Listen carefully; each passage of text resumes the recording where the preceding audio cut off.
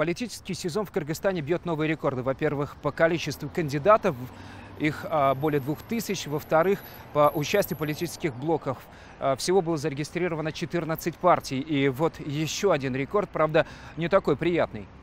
Рекордное количество из числа кандидатов, которые привлекались ранее к уголовной ответственности. Очень много статей там.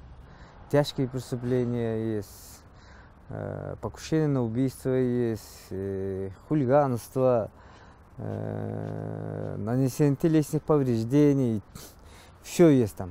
Милиция рапортует, на выборы идут 234 человека с уголовным прошлым. 15 кандидатов стоят на учете. Еще 3 претендента на депутатское кресло вовсе числятся в розыске. Опальный мэр города Ош Мелис Мырзакматов, который обвиняется в коррупции в предвыборном списке партии Атамекен, стоит выше экс-генпрокурора Аиды Соляновой. В списке этой же партии числится еще один кандидат, объявленный в розыск Дуйчон Сатыбалдиев. Экс-главу департамента регистрации населения также обвиняет в коррупции. Впрочем, Центр избирком вынес по ним отдельное решение.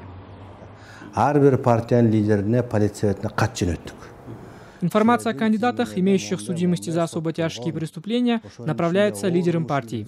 Порядка 100 кандидатов уже убраны из списков. Разглашать их имена мы не имеем права.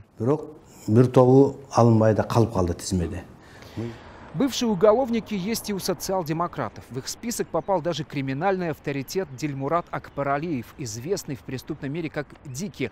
А вот новоявленная партия Бирбол практически на треть состоит из бывших чиновников беглого президента Бакиева. А его лидера Алтынбека Сулайманова по кличке Челюсть тесно связывают с уголовным миром.